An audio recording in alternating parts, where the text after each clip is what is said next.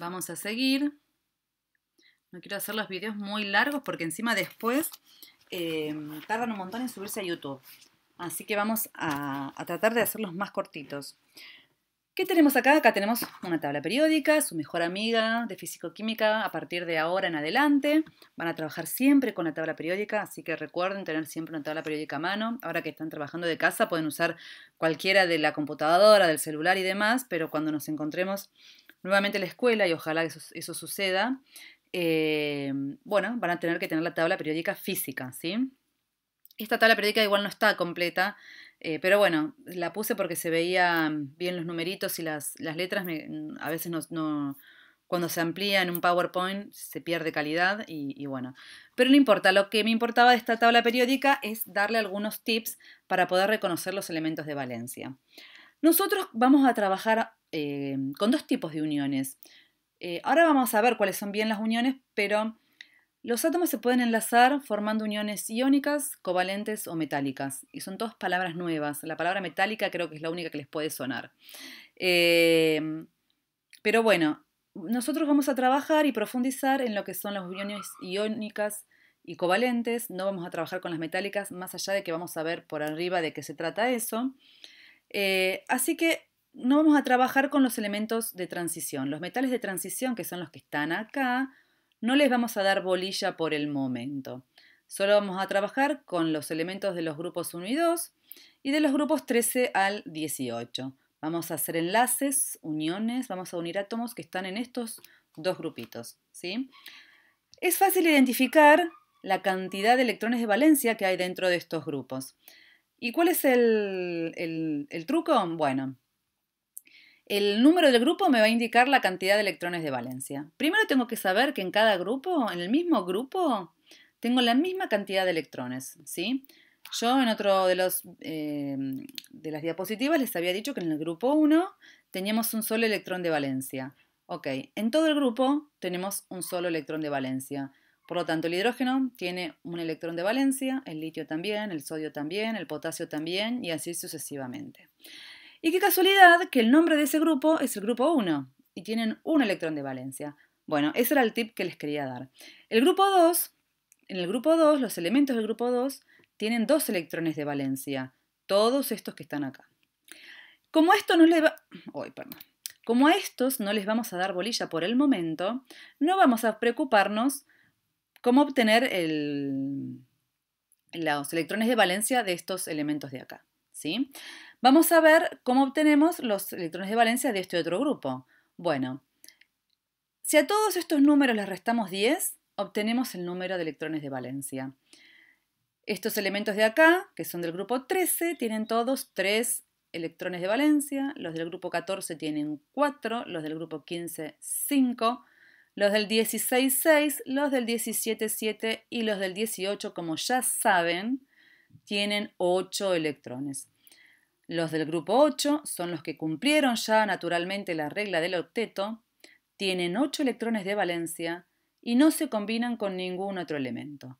El resto de los elementos tienen que combinarse para poder llegar a tener 8 electrones en su último nivel de energía. Para poder cumplir entonces lo que se conoce como la regla del octeto, que la mencionamos en el video anterior. Bien, ahora quiero que veamos un poquito en detalle esto. Yo les dije antes que habían 3 tipos de uniones. O sea que los elementos se van a unir entre sí a través de uniones iónicas, covalentes y metálicas. Dijimos que las metálicas no las vamos a trabajar por el momento en esta unidad, vamos a concentrarnos en las iónicas y en las covalentes. Pero ¿cómo vamos a saber qué tipo de unión van a formar esos átomos? Bueno, el tipo de unión que se dé entre los átomos va a depender de la diferencia de electronegatividad que habrá entre cada átomo del enlace. ¡Oh! Otra palabra nueva. Iónicas, covalentes, electronegatividad. Ya estamos con el vocabulario técnico a full. Yo les pido por favor que todo este vocabulario lo incorporen, ¿sí? En su lenguaje, que se amiguen con estas palabras nuevas, que las manejen, que vean mis videos, que lo lean y bueno, como vamos a ir trabajando mucho con esto, las van a ir incorporando naturalmente, ¿sí? Pero ahora tenemos un término nuevo y no podemos todavía dedicarnos a enlazar átomos hasta no entender otro de los conceptos que necesitamos conocer, como es la electronegatividad.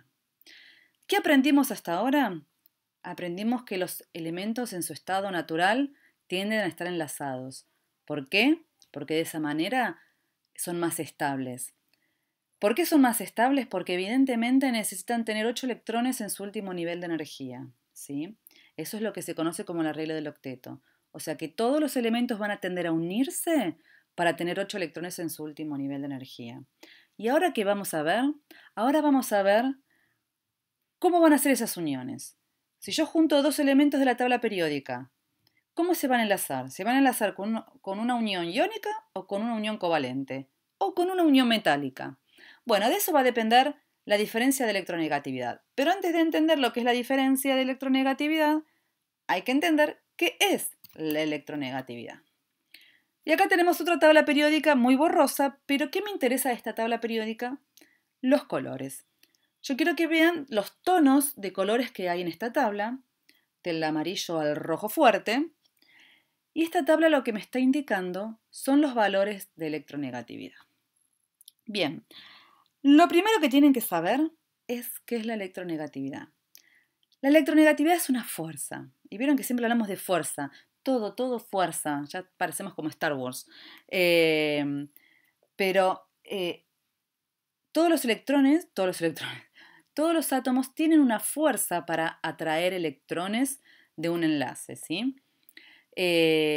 Los átomos que tienen mucha electronegatividad son electrones muy fuertes que tienen mucha fuerza. ¿Para qué?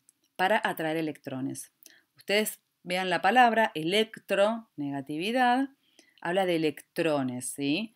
Entonces, los elementos muy electronegativos tienen fuerza para atraer electrones. ¿Qué electrones van a atraer? Bueno, vamos a buscar algunas cosas algún dibujito que nos ayude acá. Acá tenemos electrones en los enlaces, ¿sí? Bueno, los elementos que tienen mucha electronegatividad lo que tienden a hacer es a acercar, a tomar los electrones que hay en el enlace, o sea, los electrones que son del otro elemento, ¿sí? Cuando la diferencia de electronegatividad es muy alta, quiere decir que, por ejemplo, y no es el caso este del agua, pero lo vamos a usar nada más que como ejemplo, si este elemento fuera muy electronegativo y este muy poquito electronegativo, quiere decir que este tiene mucha fuerza para atraer los electrones del enlace y este casi no tiene fuerza.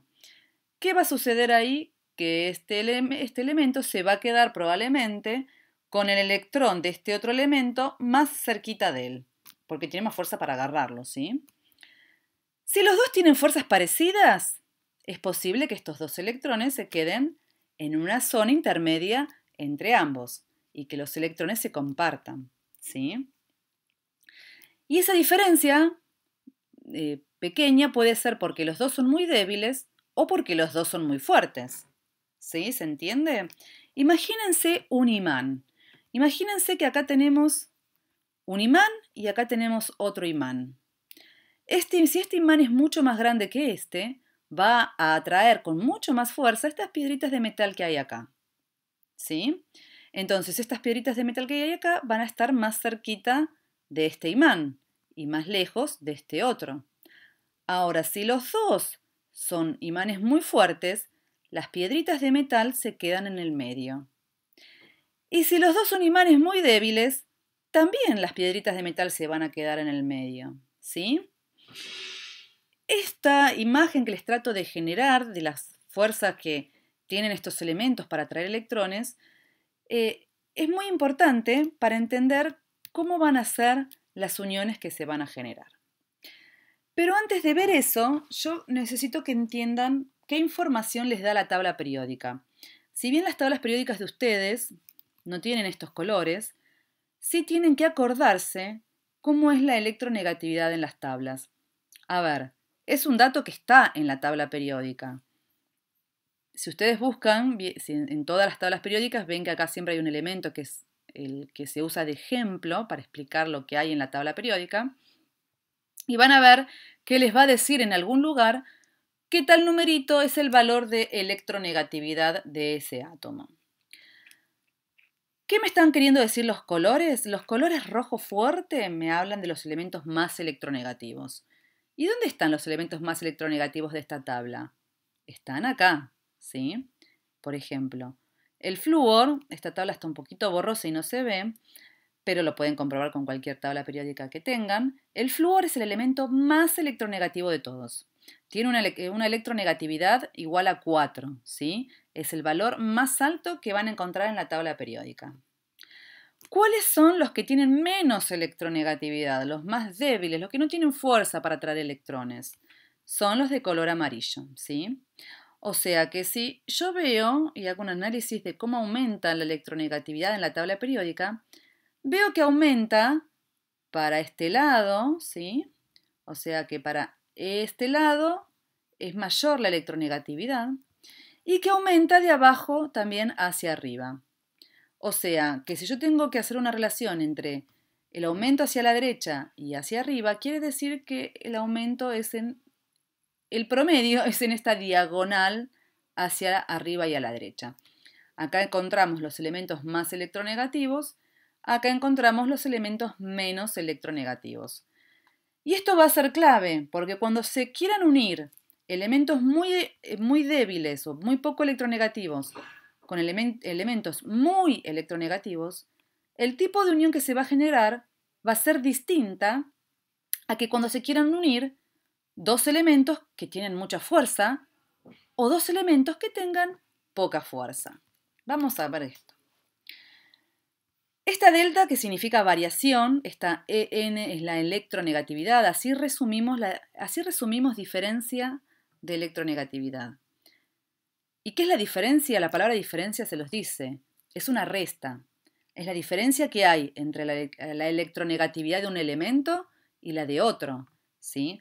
Esa diferencia puede ser muy alta si la electronegatividad de uno es muy alta y la de otro es muy baja. Si yo hago 4 menos 1, me da 3, es un número grande. Si yo hago 2,5 menos 2, me da 0,5, es más bajo, ¿sí? Entonces, la variación de electronegatividad me va a determinar a mí, mejor usemos la palabra diferencia, no variación, la diferencia de electronegatividad, bueno, acá escribí variación. Vamos a poner la diferencia, ¿sí? Que es más fácil de entender. La diferencia de electronegatividad me va a determinar a mí qué tipo de enlace se va a generar. Si esa diferencia es alta, ¿sí? Vamos a tener uniones iónicas. O sea, viniendo acá a la tabla, que cuando se enlace un elemento con mucha electronegatividad con otro elemento con poca electronegatividad, la unión que se va a generar entre esos elementos va a ser iónica, Ahora, ¿qué pasa si la diferencia de electronegatividad es baja? Si la diferencia de electronegatividad es baja, tengo dos casos. Una, que la diferencia sea baja porque la electronegatividad de los dos es baja, ¿sí? Y este es el caso de los metales. Yo acá tengo los metales que tienen electronegatividades intermedias. Si sabemos que el flúor, que es el más electronegativo, tiene 4 de electronegatividad, y acá tenemos 1,4, 1,8, 1,9, 2, tenemos electronegatividades intermedias. Cuando se enlazan los metales, precisamente, ninguno de los dos elementos que se están enlazando, 2, 3 o 4 elementos que se estén enlazando, tienen fuerzas de electronegatividad, ¿sí? No tienen fuerzas para atraer electrones. Por lo tanto, y esto es una característica re importante de los metales, los electrones que forman parte de esa unión, recuerden que los electrones que me están importando a mí son estos, los electrones que forman parte de la unión, que son los del último nivel de energía, cuando se genera esta unión entre dos metales, no hay mucha fuerza de atracción ni de este lado ni de este lado. Por lo tanto, estos electrones quedan en el medio de los dos elementos, de los 2, 3, 4, de los elementos que se vayan a enlazar, pero quedan débilmente unidos a esos átomos. Entonces, ¿qué pasa? Y eso es lo que permite a los metales, ser buenos conductores de electricidad. ¿Por qué? Porque esos electrones que quedan en el medio de las uniones, que no están muy fuertemente atraídos ni por uno ni por otro, quedan ahí medio sueltitos y se pueden desplazar y mover. Por eso es que los metales, como por ejemplo los metales de cobre, que son los cables conductores de la electricidad más comunes, es que estos electrones fluyen, ¿sí? Se mueven de un átomo a otro y así sucesivamente. Y esa es la conductividad eléctrica, ¿sí? Así es como se mueven los electrones entre los átomos para generar la corriente eléctrica, ¿sí? Bueno, entonces, esa propiedad que tienen los metales es consecuencia precisamente del tipo de unión que se forma cuando se están enlazando. Todo lo que es obviamente que todas las propiedades de la materia, todas las características y todo lo que sucede a nuestro alrededor es consecuencia de ciertas cosas. Y bueno, la unión que se genera entre los átomos es algo muy importante para determinar las propiedades de la sustancia, ¿sí? Pero bueno, de metales no vamos a hablar más que esto por el momento. Eh, bueno, y lo otro que sí es muy importante que veamos son los enlaces covalentes. ¿Cuándo se dan? Cuando se enlazan átomos que tienen electronegatividades muy altas los dos. A ver, veamos acá. Si se enlazan elementos que están en esta zona de electronegatividades más altas, qué sé yo, por ejemplo, un oxígeno con un carbono, que es muy, muy común que se enlacen. Ambos tienen electronegatividades altas, ¿sí? O sea que esa diferencia de electronegatividad, la diferencia es baja. Y dijimos que cuando la diferencia es baja, los enlaces pueden ser metálicos o covalentes. En este caso sabemos que es covalente el enlace porque los dos tienen alta electronegatividad. Bien, los enlaces covalentes entonces se van a dar entre elementos que tengan altas electronegatividades. Los enlaces iónicos se van a dar entre elementos que tengan un elemento baja electronegatividad y el otro elemento alta electronegatividad. Y acá les voy a dar un ejemplo de lo que estoy hablando, a ver si queda un poquito más claro. Hay un valor de referencia, vamos acá, hay un valor de referencia que es este numerito de acá, 2,1, que me va a indicar a mí, o le va a indicar en realidad a ustedes, cuando vayan a enlazar átomos, si la unión que van a tener que hacer es iónica o covalente. Para que la unión sea iónica, ¿qué tengo que hacer? Yo tengo que agarrar a los elementos que van a formar, a los elementos que tengo que unir, ¿sí? Porque yo les voy a dar los elementos que van a tener que enlazar. Y en este caso, por ejemplo, pueden ser el sodio y el cloro. Si vemos en la tabla periódica, vemos que el sodio está acá con una electronegatividad bajita y el cloro está por acá con una electronegatividad alta, ¿sí? Bueno, el sodio tiene una electronegatividad de 0,6, el cloro de 3. La diferencia de electronegatividad, 3 menos 0,6, es 2,4, ¿sí? Este 2,4, si miramos acá, es mayor a 2,1. Entonces, la unión que se va a formar entre el sodio y el cloro va a ser una unión iónica. ¿Por qué es importante esto? Porque no lo vamos a ver ahora, lo vamos a ver la clase que viene. Pero en la clase que viene vamos a ver cómo se forman los enlaces iónicos. ¿Qué dibujito tenemos que hacer? Porque ahora vamos a ponernos a dibujar usando lo que se conoce como estructuras o dibujos de Lewis. Pero tenemos que saber si la unión es iónica o covalente, porque los dibujitos que vamos a hacer para unir dos átomos a través de una unión iónica no es igual que los de una unión covalente. Además, las propiedades de las sustancias que se enlazan por uniones iónicas no es igual que la de las uniones covalentes, ¿sí? Una característica muy importante que tienen que saber acá y de diferencia es que las uniones covalentes, cuando se generan uniones covalentes, se forman moléculas, como lo que vimos acá al principio de todo. Molécula de agua, molécula de azúcar, ¿sí? Son moléculas. Estos enlaces, estos palitos que ven acá en todos lados, son uniones covalentes.